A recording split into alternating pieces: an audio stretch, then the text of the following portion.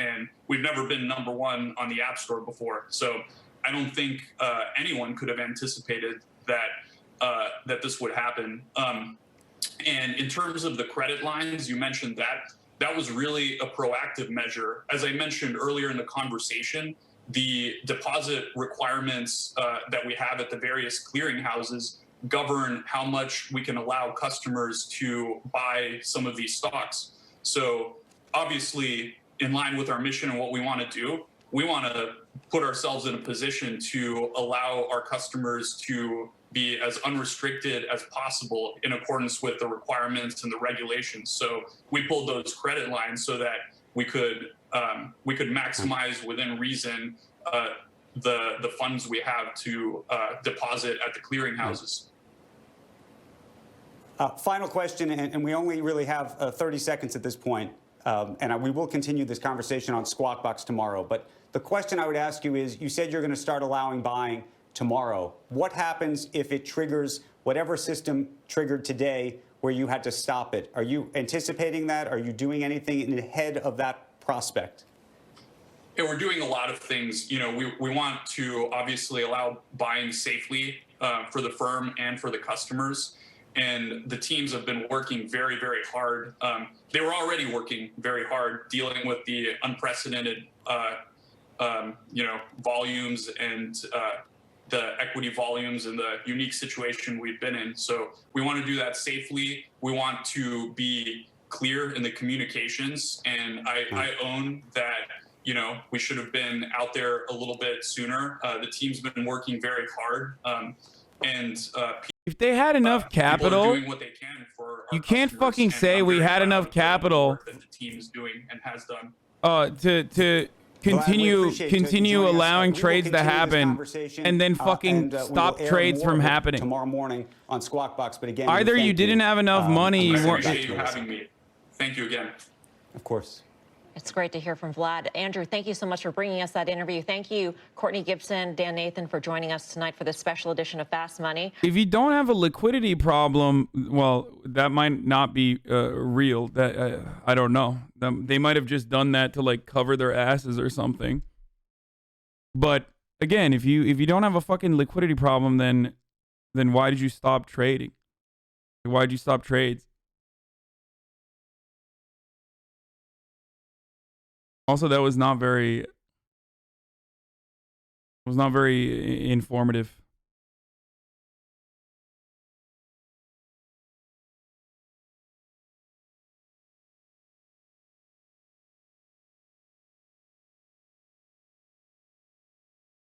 Robinhood doesn't own the shares their users theoretically have. They have a pool account with equivalent market value and loose contracts with brokers, so they probably can't cover more purchases due to the insane raise. I know, but then, well, I guess he can't literally say he doesn't have enough capital. That does make sense. But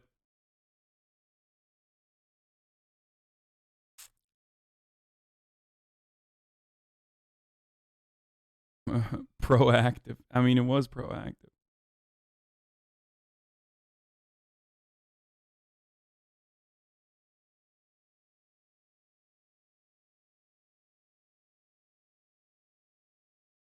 AOC tweet on who she'll bring. Yeah, I know. We already talked about it. We'll do that when AOC is live. I'm not going to be on with them, but I'll watch it. Obviously live as they're going on.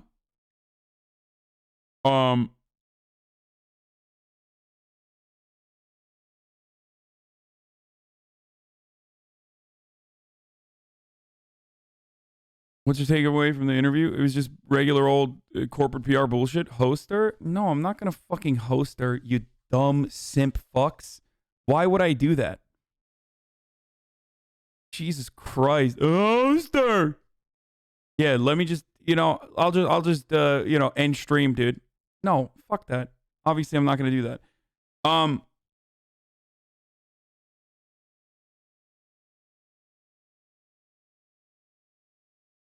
But some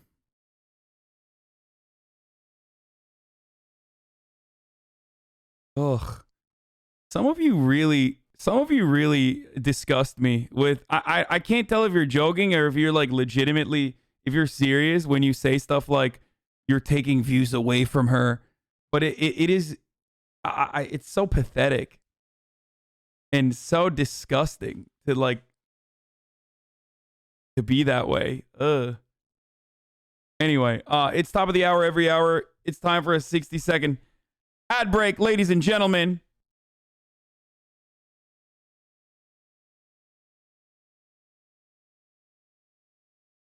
If you no longer want to see the ads, all you need to do is subscribe. You can do it for $5, or you could do it for free with a Twitch Prime by connecting your Amazon Prime account to your Twitch account. Here's the ad now. Controlled Hong Kong, which at the time was thriving because of its hardcore capitalistic economy. Deng Xiaoping designated this little town as, quote, a special economic zone, where foreign companies could set up and invest in a very capitalistic free market. Hong Kong would sort of act as a bridge between Western businesses and this little gateway into communist China. It was still socialism, but with some Chinese capitalistic characteristics. What happens next is arguably the most mind-blowing economic miracle ever to have taken place on planet Earth. This little sleepy village that was the special economic zone in China exploded from we already watched this, global sorry. GDP. It became the world's factory. China joined this trend of other Asian economies and eventually passed them up to become the second largest economy on Earth. You can see this in a graph. This year, Asia will actually pass the rest of the world in accounting for more than 50% of global GDP. It is a massive economic transformation, and it explains why China has become so powerful. Okay, but wait. This is a very wonderful story about capitalism and its ability to lift millions of people out of poverty and to industrialize a country seemingly overnight. But there's another side to this coin that we need to talk about. I have two graphs I want to show you. They look like this. Okay, let's look at this one first. It's called the elephant graph. Do you sort of see why? Let's deconstruct this graph and try to understand what this says about the past 30 years of the rise of China. On this axis is everyone on Earth, ranked by their income, grouped into percentiles. So these people down here make an income that is the 10th percentile, the lowest 10% in the world, and then the 20th percentile, and so on, up to these people up here who are the richest in the world. They have an income that puts them in the 90th percentile. This axis here shows how much growth in income these people have had over the past 35 years. Basically during the heyday of shareholder capitalism and the rise of China. So you'll see how this plays out in just a second. Let's start plotting how much income growth each of these groups saw over the past 35 years. The bottom 10% saw their incomes grow by around 75%. Not bad. These are people who live in the poorest countries, who make the lowest income in the world. The 20 to 30 percentile saw huge growth in their income, 125% and more over the past 35 years. This is like the new middle class in China and other Asian countries who saw huge income growth due to globalization. They did really well under this system.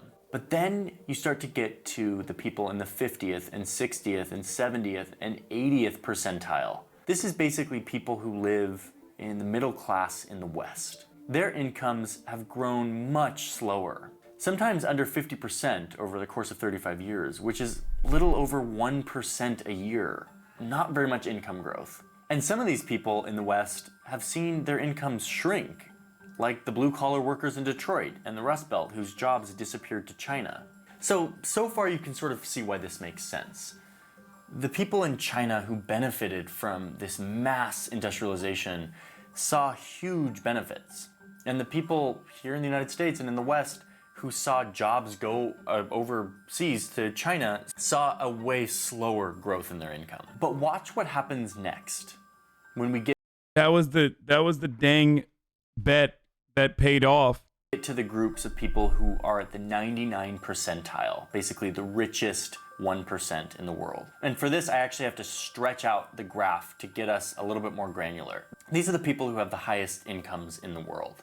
Let's see how their income has grown over the past 35 years. you can see that their income has exploded under this system. They're seeing tripling of their income in the past 35 years. Now, a reminder that this is 35 years of data from every economy on Earth. This shows everyone on the planet. So this gives us a view of who are the winners and the losers of this shareholder capitalism that has globalized to Asia and around the world. Huh. I wonder who are the winners and losers in that. The same dynamic plays itself out in every fucking facet of our lives, dude. The exact same dynamic. Everywhere. I saw the dude that trolled New York Post. I'll show that clip in a second. Our lives, your upper class. I want to fucking die, dude. It's just like there's no way. I will never win. I will never fucking win going forward. It's done. It's such a fucking easy fucking thing to say. Just like, dude, you're right, dude. You're right. Okay, I'm in the top 1% of the 1%. I'm gonna be fucking fine. I'm just gonna play video games going forward. Okay, fuck the poors. I'm putting all my money in a goddamn hedge fund, and I'm just riding the wave, baby. There's no reason to ever fucking talk about any sort of issue going forward, dude. No, dude, you fucking hit a hot streak, you get lucky, you work very hard, you get to a certain point, so that eliminates any fucking point that you've ever had, ever. Oh, thank you, Mom.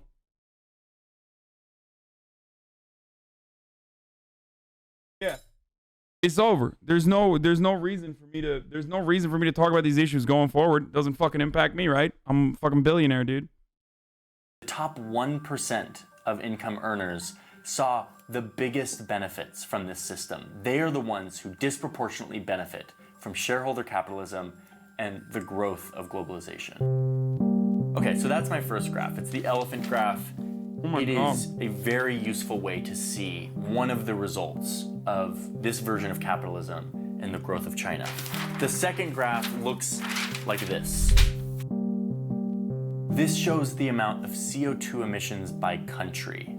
You've got Europe and the United States, and then up here you've got China, the world's largest emitter of CO2. Like the elephant graph, this graph combines loads of data to show us that shareholder capitalism focuses so much on short-term profits for shareholders that it leaves out any consideration for how this economic activity affects the planet we live on and our ability to live on it. I know you've heard this message a bunch, and if you're like me, it is hard to not become sort of numb to this impending crisis that we don't really know what it looks like, and it feels like there's nothing we can do, but we have to do everything really quickly. But let me just reiterate in my own words that it is now a certain fact that our global climate is changing in such a way that it will very likely lead to immense shifts on our Earth and our ability to live on our Earth. It's already happening, it will continue to happen, and all we can do now is maybe put on the brakes a little bit.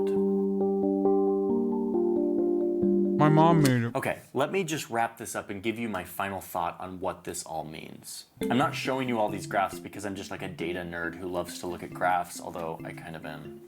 Sorry. I'm showing you these graphs because the story of the rise of China is often a story of how capitalism has pulled tens and hundreds of millions of people out of poverty. And it has, and that's amazing. But these graphs give us a view of what it has also done, what this version of capitalism also incentivizes and results in.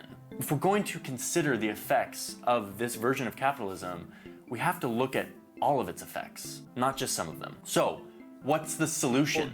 Is it socialism? No, it's not. It is simply a new version of capitalism, a reframing of how we think about business and globalization. One that old Milton Friedman would despise, and one that more and more businesses are actually realizing we must adopt. The solution isn't to scrap capitalism altogether, but instead to expand it. To not just focus on shareholders and delivering them short-term profits as quickly and as efficiently as possible, but to also focus on other people who are affected by the business. You can call these stakeholders. This is like the customer. Bro, this is so stupid because this is exactly the fucking letter that CEOs wrote. Like last year. Was it last year? Do you guys know what I'm talking about? There was a CEO collective letter that was sent out talking about exactly this. We need to move away because, I mean, they were talking about this at Davos, and like billionaires and millionaires recognize that the pitchforks are out. Okay? They see what is going on around them. If you pay attention to the things that they talk about, they constantly talk about how economic inequality is a massive problem and blah, blah, blah. All this shit is just a way to mitigate that while while still milking you dry as best as they can. It's not the inequality that's at fault here. It's you recognizing the conditions in which you exist, and that's a problem. So they're saying like they wrote a letter talking about how we're no longer going to put like the profits of our shareholders as the primary function under capitalist companies and whatever, but instead we're going to look at our stakeholders. Exactly the same words that he used as well in this video. It's bullshit. It's not going to fucking happen. Bullshit. And the suppliers and the employees and the government and the overall economy and the planet and, of course, shareholders. This is called stakeholder capitalism, and it's basically just an acknowledgement that businesses that focus only on profits for shareholders don't end up benefiting everyone. There are winners and losers. It's not good for a huge swath of the population, nor for the changing climate. Oh, and by the way, this isn't some fringe liberal idea. Some of the biggest companies here in the United States, like Walmart, Apple, JP Morgan, have signed on to adopting a new model of capitalism. This is changing, and yeah, exactly what I just said. Except the difference is I use that as a criticism. He's using that as like a reason why this is going to happen. In the next 5 to 10 years, I believe we will see a new version of how businesses interact in the economy. So you're probably wondering, listen, I clicked on a video about the rise of China, and we're ending here with stakeholder capitalism. The rise of China is a story of capitalism, a certain version of capitalism. It's a story about how capitalism can morph and change depending on what effects we want businesses to play in our society. If we want to produce the most amount of wealth in the most efficient way, then the old shareholder model actually really works well for that. But if you want businesses to benefit everyone, including our children and our grandchildren and their ability to live on this planet, then our capitalism needs to pull in more priorities than just profits for shareholders. Dude, this is so dumb. Relying on the magnanimous nature of billionaires and CEOs and capital owners is the most idiotic way to achieve that goal, when Johnny Harris and every single fucking person that has like a crumb of empathy recognizes, for example, that countries like Norway and Scandinavian nations and Nordic countries have robust social safety nets. Now, that comes at a fucking price. And the price of that is hard fought. Why does that happen in those countries? Because they at least have collective bargaining power. Okay? That's shit that people have fought for decades. Do you understand? So that didn't happen because Norwegian billionaires are just nicer than fucking American billionaires. We cannot rely on the kindness of billionaires and CEOs. There needs to be a corrective pressure being applied by those who stand to benefit from wealth redistribution. And the only way to achieve that is not by like literally reading a fucking dumbass letter that, the Waltons wrote. The only way to achieve that is by organizing. It's so dumb. There's no way. Like, if these billionaires were so fucking kind, there would be no need for philanthropy. Okay? If they were so kind, there would be no profits. Or very little profits. If they were so kind, there would be no homeless people, because every fraction of wealth would be distributed appropriately already. It'd be given to the fucking government, or it would be given back to the workers. It would be distributed back to the workers who are generating that profit. So no, I don't think that like the Waltons are legitimately on board with this stakeholder capitalism. It's no different than Walmart literally throwing up the black fist and saying Black lives do matter while underpaying the shit out of their employers or out of their employees, and a large percentage of them being black, you know what I mean, and brown, or literally taking the fucking profits that those black and brown employees generate for them, and white employees and just poor people in general generate for them, and then funding the police departments in those very same neighborhoods.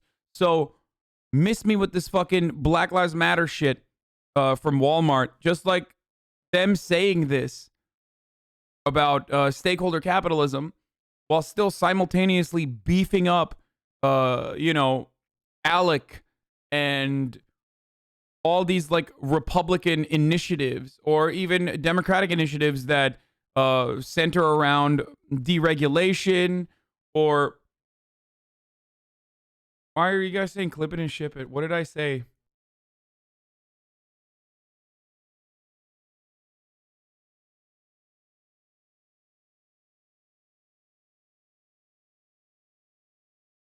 Anyway,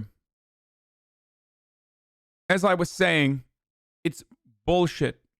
Okay? It's bullshit. It's just lip service. And the only reason why they're doing this lip service is because it's not because of the wealth disparity. It's because you're aware of the wealth disparity and you're starting to get upset about it. What may be right for one stage in the development of an economy may not be right for another stage. The so-called greenhouse effect is created by carbon dioxide, a colorless, odorless gas. So I got to dig through a lot of data for this video, and I was able to partner with the World Economic Forum, which is a think tank that I respect. They actually pioneered this idea of stakeholder capitalism decades ago, well before Apple and Walmart realized that it was a good idea. The head of the World Economic Forum just launched a book called literally Stakeholder Capitalism. It's an in-depth look at not only the rise of Asia and China, but also other major trends that help us understand the need to upgrade our capitalism. The book is really good. It's packed with useful information and graphics. It's easy to read and to comprehend. I'm going to put a link in the description where you can learn more. It is available for you to purchase now if you want to get a deeper look into. He did such a great video on the Iraq War that I was like, damn, Johnny's kind of based.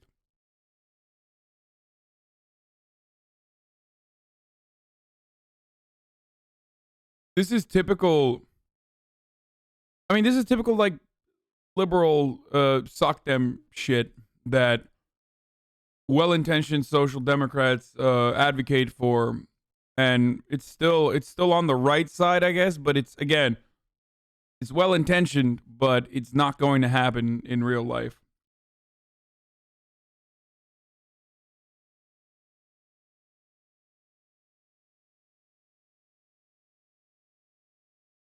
Oh, this was it. Yeah, the Business Roundtable. Shareholder value is no longer everything top CEOs say.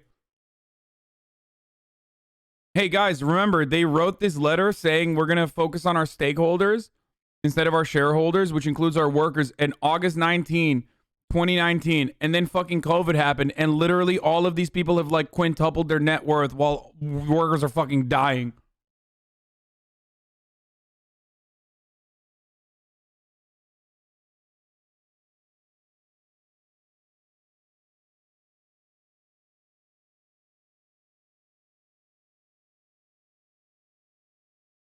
All right, give me some good shit to watch while I eat.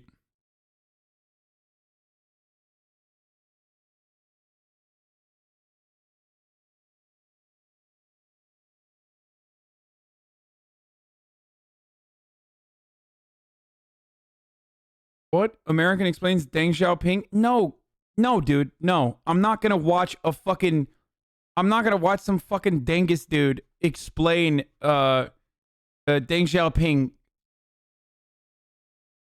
in 45 minutes to 8,000 people. That's not happening, brother. Like, come on. No, give me something good, like I don't fucking know. Like the React guys, the ones that fucking react to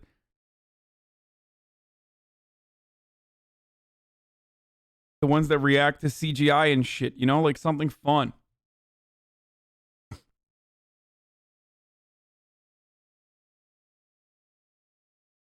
What is this? 6 small meats versus 1 giant meat? What the fuck? There's 7 guys with small dicks. Oh, what the fuck? I'm not watching. So dumb.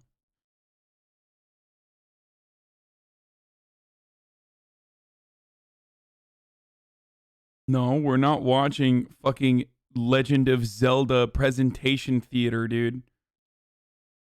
Yeah, the Corridor Crew people, like, they seem tight. They got some good ass fucking videos, dude. That's what I was looking for. I was looking for something along those lines. Goddamn. I already watched the Donkey or Bats OP. What?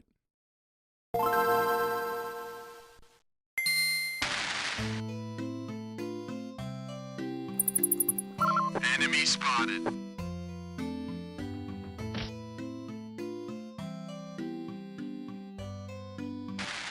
This episode is sponsored by CuriosityStream. You'd be hard-pressed to come up with a build that had a greater impact on the metagame in 2020 than the Bat build. And while they certainly do have an uncanny affinity for spawning mutated zoonotic viruses, there's a lot more to bats than just that. The Bat build is unique in several ways, so today we're breaking down the Bat build to discuss its stats, special abilities, matchup spread, unique class variants, and finally where they place overall in the tier list. So without further ado, let's get into it. The Bat sports a pretty wide range of both high and low stats. Their key stat is mobility, of course, and it's kind of a given that any flying build will have high aerial mobility but be lacking in their other movement options. Bats take this a step further though, having thinner, more flexible wings that cover both their arms and legs, that allow for far greater speed and precision of movement mid-air than most bird builds can achieve.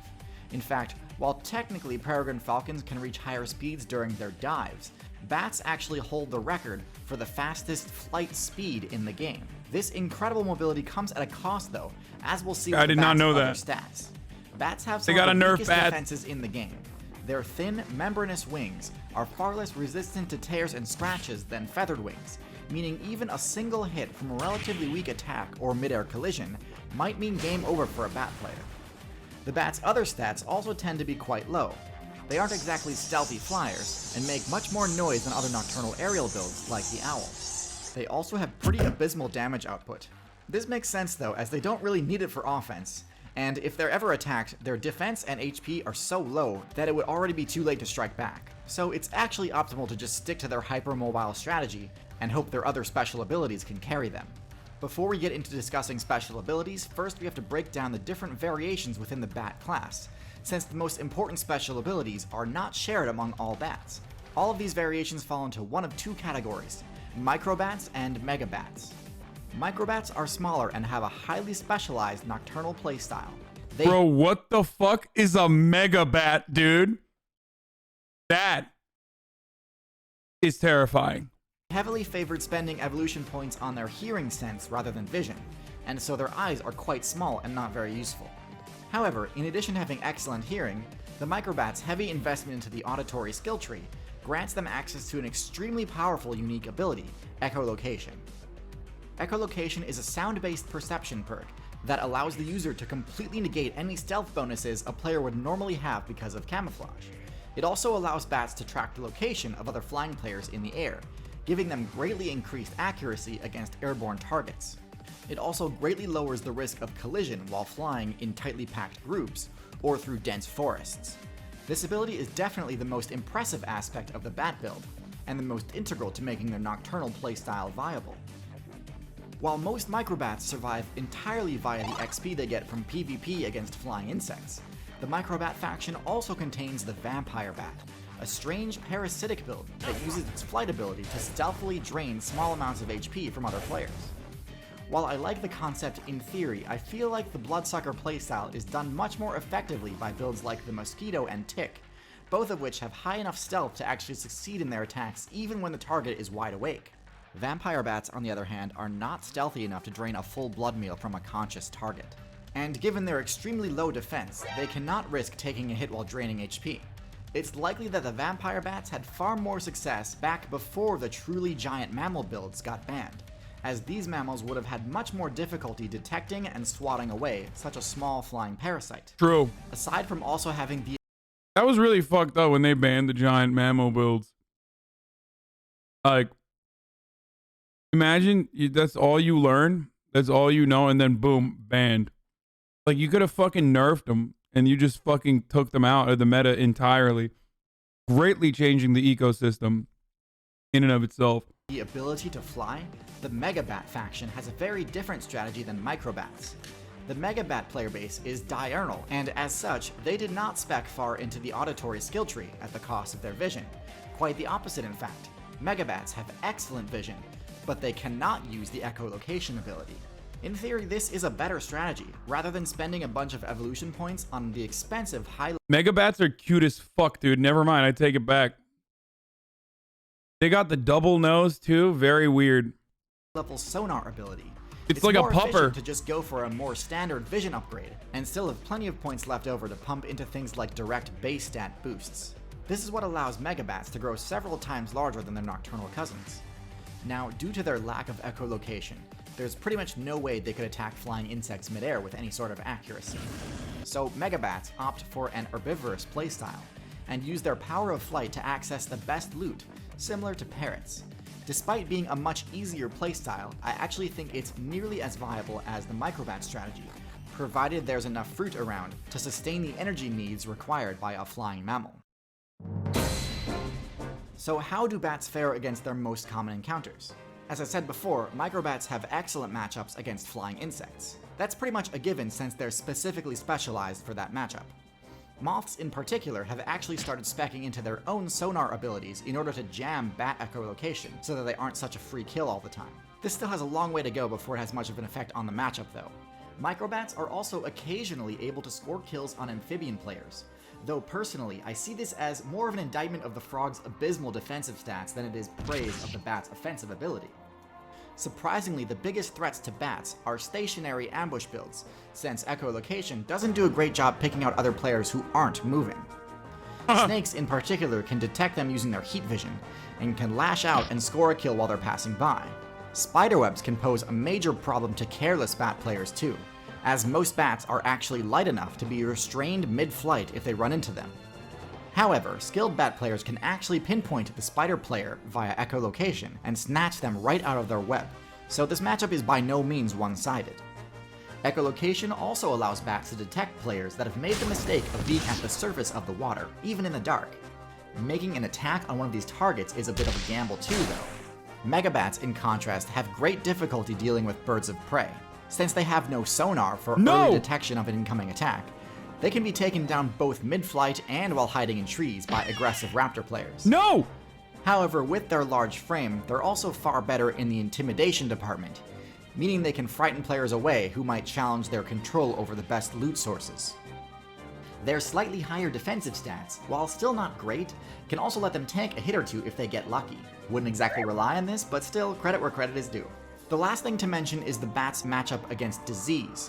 So bats actually have one of the highest disease resistances in the game, something they really do need because they live in such close quarters with each other. Because of this, the pathogen mains who do target bats have to spec into some extremely powerful virulence perks, which is why the pathogens that switch targets from bats to something else tend to be quite difficult for non-bat mains to fend off. Oh yeah. Their incredible immune systems seem to have the secondary effect of granting bats unnaturally long lives. Most builds with similar metabolisms and sizes to bats only live a fraction as long. Overall, I think the bat sits at a comfortable C tier. Their choice of abilities is expensive, and I'm not entirely— Wait. Humans are S tier? Cats are S tier?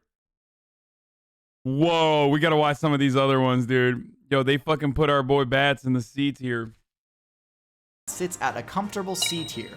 Their choice of abilities is expensive, and I'm not entirely sure that it has paid off when weighted against the sacrifices they had to make to their base stats. Of the 3 flying factions in the game, I actually think bats rank the lowest overall. Birds have them beat in terms of versatility and practicality, as they can fly longer distances and have more durable wings. Insects— This is so chilling with the fucking. practicality, as they can fly longer distances Oh, come on, and have more dude. durable wings. Insects have bats beat in terms of defense, being able to fly while still rocking some pretty solid armor. Nonetheless, the bat's flight precision is quite respectable, and highly skilled bat players can accomplish quite a lot using the bat's limited tools. I expect the bat's position on the tier list to rise as the current meta continues to centralize around the city biome, something microbats excel at.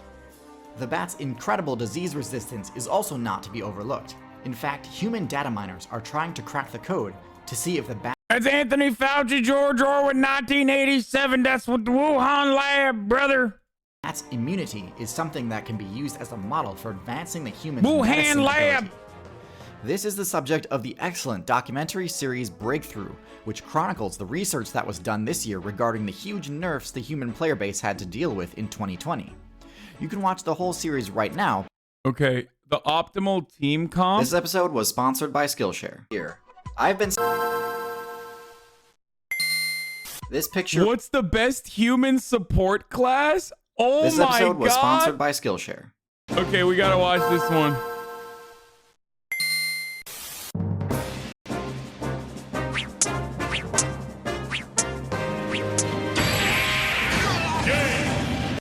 Humans have the ability to party up with players from other factions.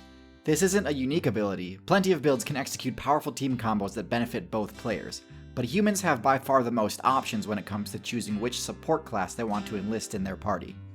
I've already made a video discussing the two most popular choices, cats and dogs, but I think it's worth giving the more niche support classes a video of their own. I'm gonna split them into three categories: mounts, battle summons, and companions. Mounts are characters that players can combine with to form a more powerful battle unit. The most popular example of this is the horse, and for good reason. Horses have high base power and mobility, and also have high enough stamina regeneration to be useful for fast traveling. In combat, horses can deal high burst damage using their kick move, which is powerful enough to one-shot midweight players. Now, one thing about mounts is that in order for them to work, they have to have spec into the social abilities, but they also need an intelligence level that's a good deal lower than the human player in order for them to gain full control. Horses happen to fit this criteria perfectly.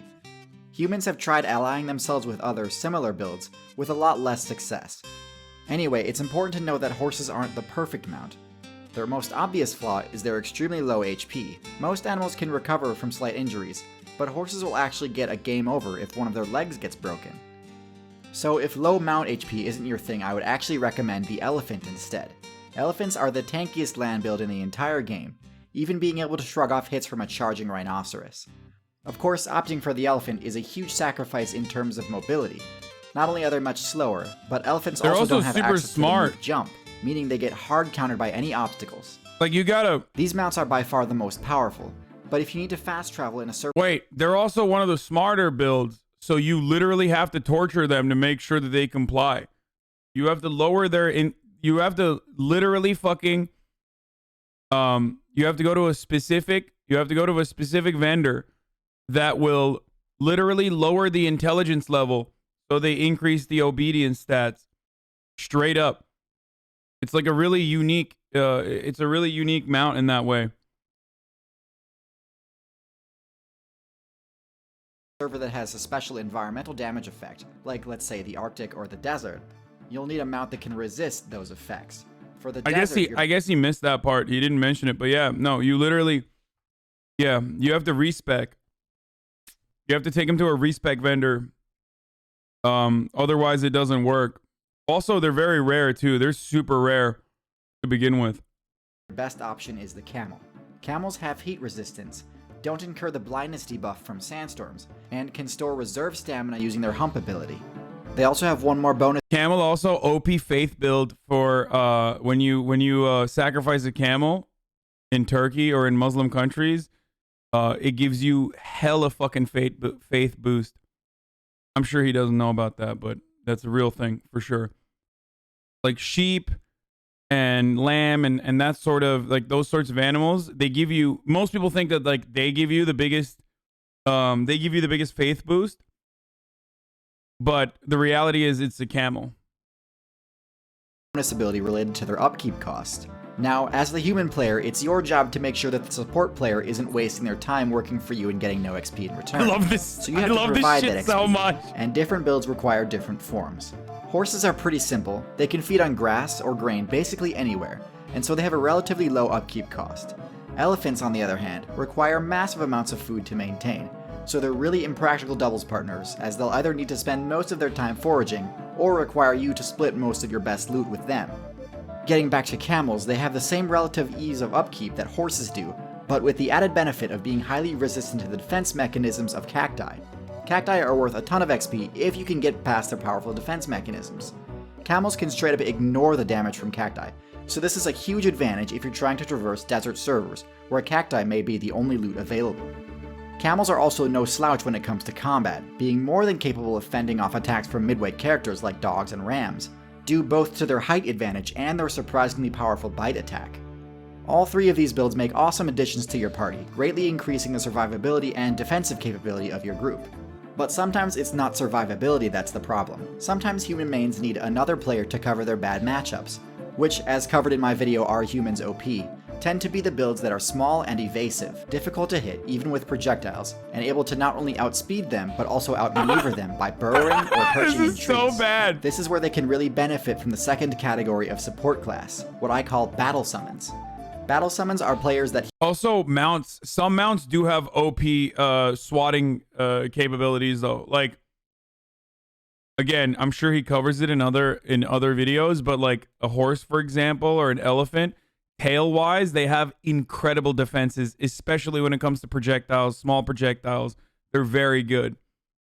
It absolutely boosts your defense stat. Something that most people don't even think about.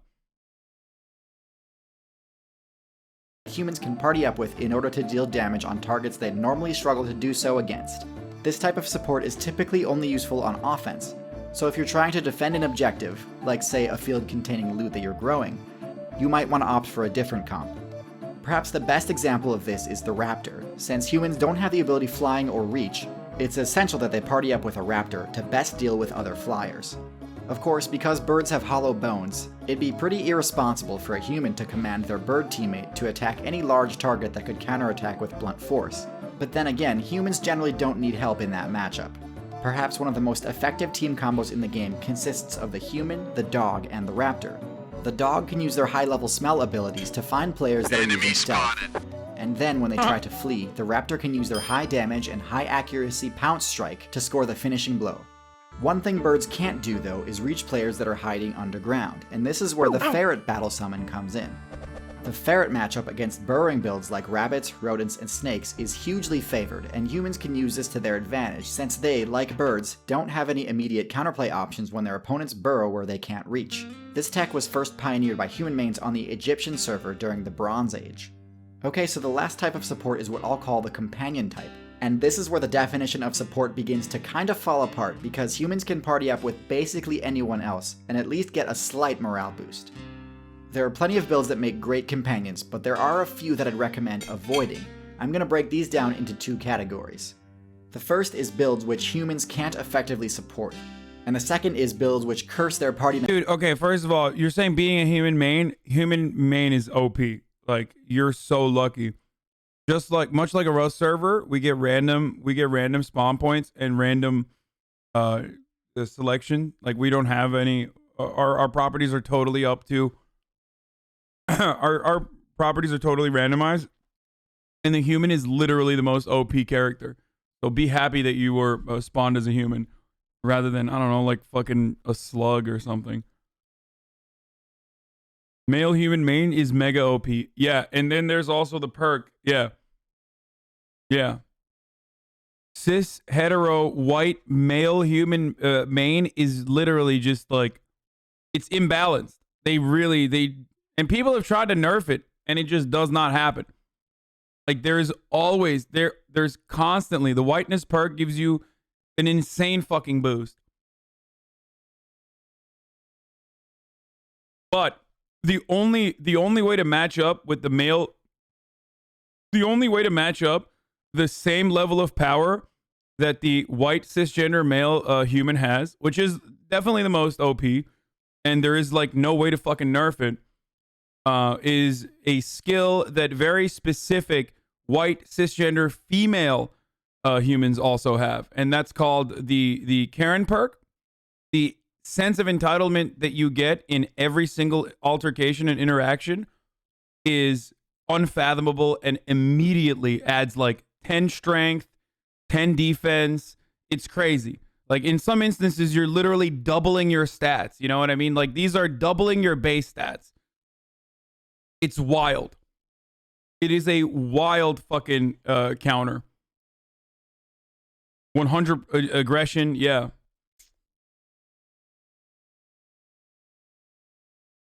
Members with a charisma debuff. For the first group, I want to highlight 2 builds. The first is the Octopus. Many players assume that due to their high intelligence stat, octopi would make great party members. But the main thing to remember is that in a companionship, the human player is also the moral support role for their non-human counterpart. The higher the intelligence level of your support player, the more attention they require. And as discussed in other videos, cephalopods are among the top intelligence builds in the game. The issue here is that because octopi and humans can't really cross over into each other's natural servers, there aren't many good options for either of them to support the other.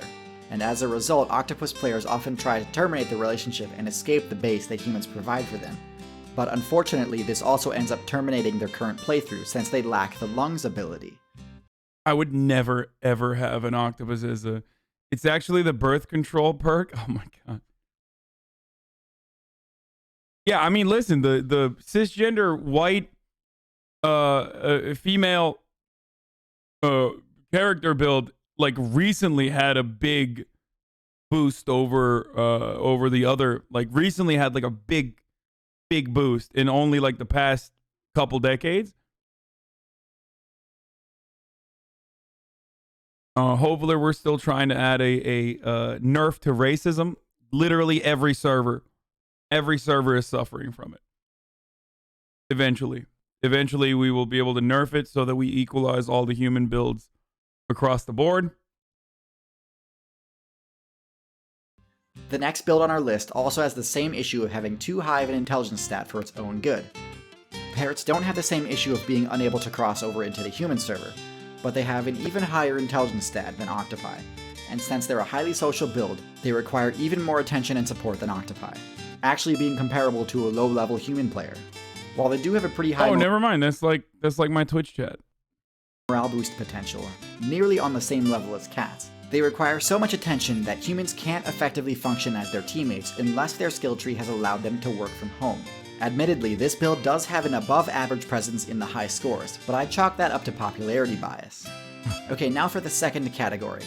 It's an unfortunate fact of reality that the stat bonuses that a teammate gives you aren't always desirable, and there are many which actually incur negative stat changes, especially to charisma. Human players who party up with arthropods and certain reptiles often experience this, mostly because arthropods and snakes have a high intimidation level that runs completely contrary to any charisma skills that the human player attempts to use. While this can work really well for deterring other players in most biomes, in the city biome where most human mains play, pretty much every important quest and achievement will be harder if you have low charisma and high intimidation. So in my opinion, the downsides really outweigh the potential upsides. I know I didn't cover every potential support class. Spoken like a dude. Yo, was that me or... He felt like he was sad explaining that part. Like, what? This was really funny and good and funny. Plus, he follows you, Hassan. What is this? It feels like he spoken like a dude who owns fucking, you know, arachnids. I feel like. Class? So if you have experience with one of the ones that I left out, I encourage you to leave a comment detailing what you think their pros and cons are. At the end of the day, I have yet to see any good arguments for any support rivaling the incredible usefulness of the dog, a topic I covered in this video here. Straight up. Oh, dude, I love this guy. I mean, he's got zero fucking falsehoods stated. Oh, the cat dog one's gonna be great. Dogs are also the only teammates that actually give humans a charisma bonus. Actually, I think as far as like companion builds goes, there's a really sleeper hit that he didn't mention, which is the monkey. Very, very high in intelligence, so incredibly difficult to fucking tame. incredibly difficult to tame, but and they can be very violent altogether. But with proper mount maintenance, proper upkeep, you could have perhaps one of the greatest companions of all time. Which basically elevates them to God tier on the support tier list. Yeah. Teamwork- If you give, especially because like if you give the monkey the clothing item, they increase charisma even more. They add on top of you. Like it stacks your charisma if you give the monkey cool outfits to wear. Okay? And not only that, but you can teach the monkey certain skills like theft, okay? And if you really beef up its sneak stats, the monkey can literally be an income driver for you. When you're out of gold, you can literally go to the monkey and the monkey will give you gold. Yeah. And one of the very few companions that can literally use the tools perk, which is pretty fucking OP, I say. But again, high risk, high reward. That's what it is. That's the name of the game. I love this. This is my favorite type of video now. Monkey clothing items are cash shop only though. That's true. Yeah, no, Monkey's a bit pay to win for sure. Like it's not for novice builds. Like if you don't know what you're doing, I highly recommend staying away from the monkey build.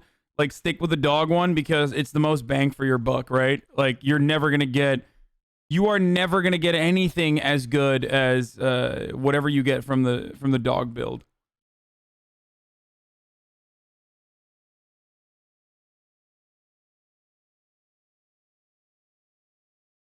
Monkeys are late game though. Can you watch this awesome video with some local San Diego boys AOC cameos in it? No.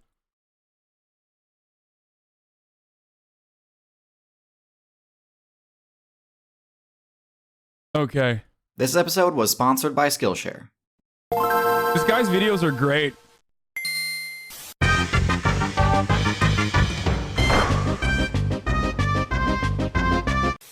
Human beings.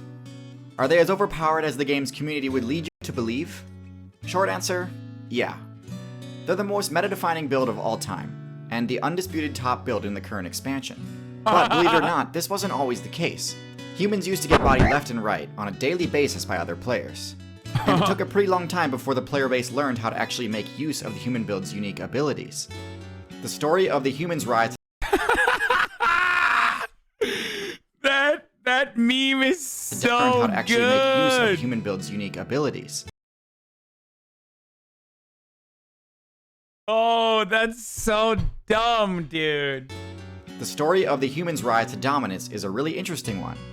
And so today, we're going to do an in-depth look at the human's abilities, their strengths, and their weaknesses.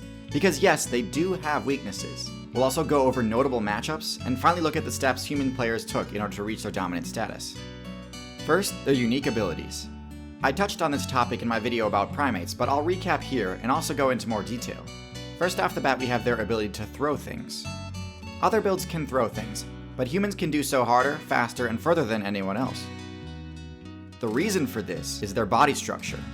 Bipedal builds are tough to balance, both in the game development sense and the center of mass sense. Throwing an item with any real force behind it requires serious balance, achieved only by having shorter arms and longer legs. This is why humans can launch projectiles. Wait, I never thought about this. We literally are OP at throwing, really? We're OP throwers? Like, there's no builds that can throw further than us? Projectiles at deadly speeds, whereas other primates kind of just lob things without putting much effort into it. If they tried to, they would knock themselves over. Even if chimpanzees could figure out how to craft a spear, there's no way they could throw it hard enough to deal any significant damage. Next, their stamina regeneration. Humans can chase down anything. You try to run from a human, you might outspeed them initially, but you'll run out of stamina much sooner than they will, and they'll catch up to you while you're in your weakened state. This is partially because of their superior balance again, but mostly it's because of the human build's unique choice to not spec into fur. This gives Except for me, dude.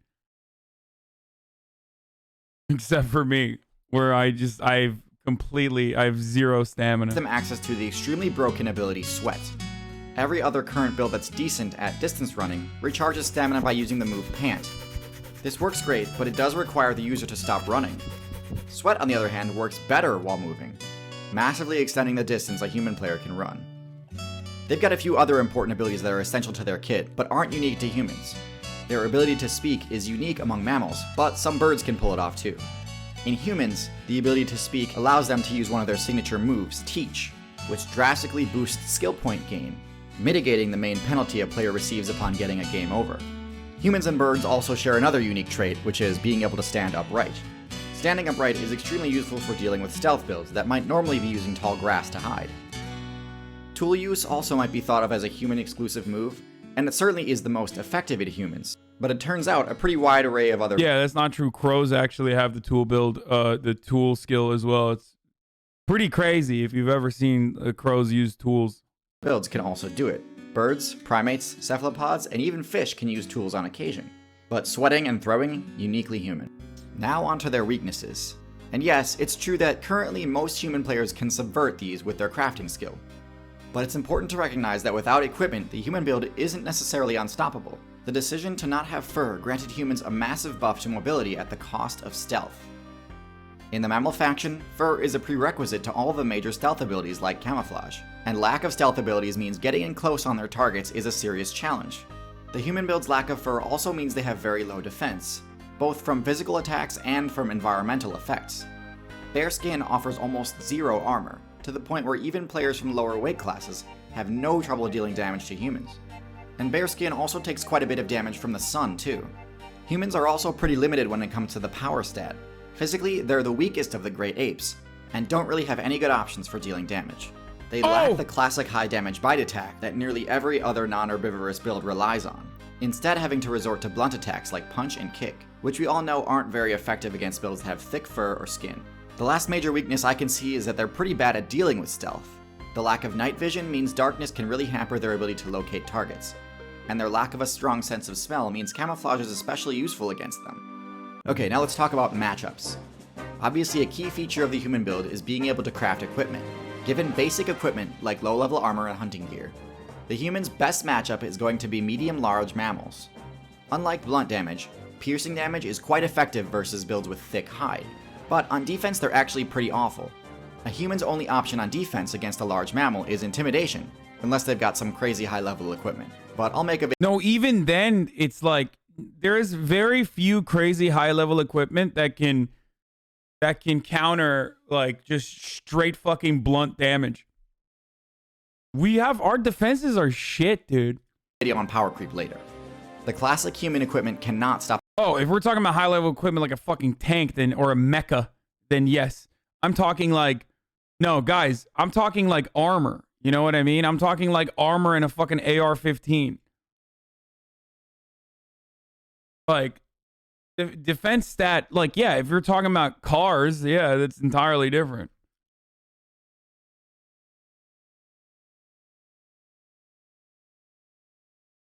A charging tank main unless the intimidate attempt works. But overall, this matchup is one of the reasons humans became top tier. Hardly any builds have favorable matchups against tanks. But that's not to say humans don't have their counters though. As I said before, stealth can be really effective against them due to their lack of a keen sense of smell and night vision. Humans have the ability to win pretty much any fight as long as they've got time to prepare. But taken by surprise, humans have a lot fewer options.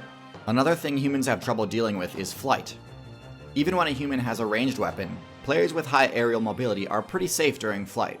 Now, as far as I know, there aren't any bird builds powerful enough to one-shot humans, which is important because blunt attacks like punches are actually quite effective against birds. Birds have hollow bones that are resistant to tension and torsion, but not compression. This is the opposite of mammal bones, which are resistant to compression and tension, but not torsion. The point is, birds aren't the best choice against humans, but flight has been unlocked by 4 different classes in the game. Birds, which we just discussed, aren't a good choice. Bats, which do even less damage than birds. Reptiles, which unfortunately had their aerial builds banned in patch 1.3.1. And insects.